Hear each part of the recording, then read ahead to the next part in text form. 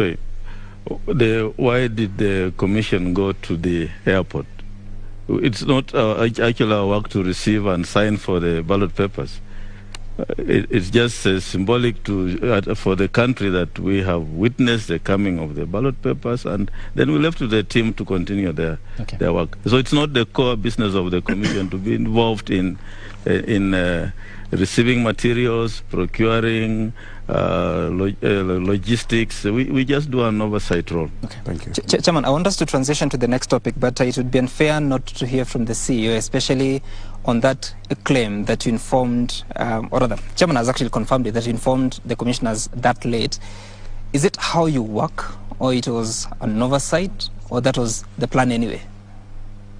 Thank you very much. No. It's not the plan. Actually, you must have realized that we are doing a lot of things concurrently, and even that week also, the other commissioners were involved in the dispute resolution committee for 10 days. The only people who were actually behind was actually me and the chairman, and we are trying to manage activities within the commission, whereas they were actually at Milimani.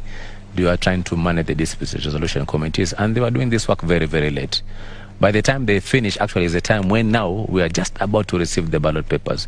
And Chairman has actually put it rightly that we have a contract implementation committee that is responsible for that. So for us, going to the airport is basically just to show the country that we are serious. And now we are receiving the first batches. It is not a big deal as actually people are putting it. Okay. But maybe it may have rubbed shoulders differently with the different people. So, and we said here that people have different feelings. Maybe if we had informed them earlier on, maybe they would have felt better. But it did happen. But we know there is a team that is responsible for that. That's interesting. And unfortunately, we have to transition to the next topic. Perhaps one last question on the trust issue. And this goes to you, Chairman. You have answered Martha Karua and the claims she has made on her not having confidence in Iebc. We're talking of stakeholders. UDA also in a protest letter alleged the meddling of the elections by government officials, specifically ministries.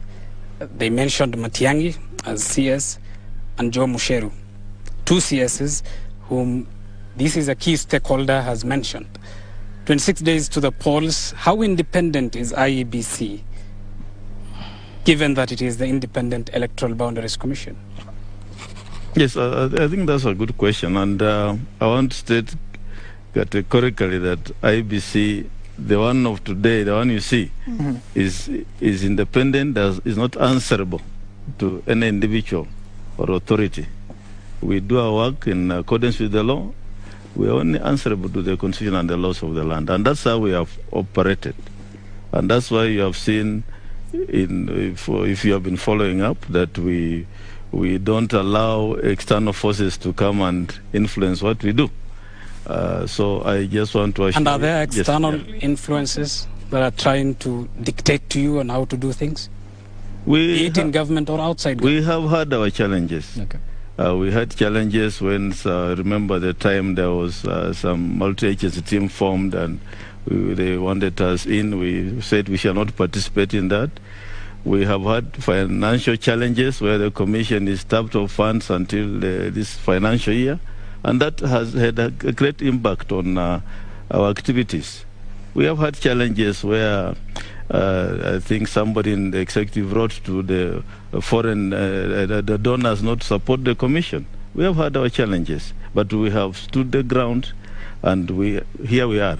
Okay. Yes. Chairman, let's make progress and speak about the integrity, because in this election, Kenyans were hoping that they would face on the ballot people of integrity, because Chapter 6 is as old as the Constitution. Today, there was a judgment in Mombasa that directs your commission to clear Governor Mike Sonko or process his presentation to be a governor candidate for Mombasa. Just recently, there was another order to Iebc to process the candidature of Karungo Thang'wa for Senate in Kiambu County. Are you comfortable with these decisions? And if at all you believed in the decisions you had made at the point of returning officers, at the district resolution committees, are you satisfied, and what are you going to do about it? Yes, thank you for that question. I think when it comes to the judiciary, we have had incessant court decisions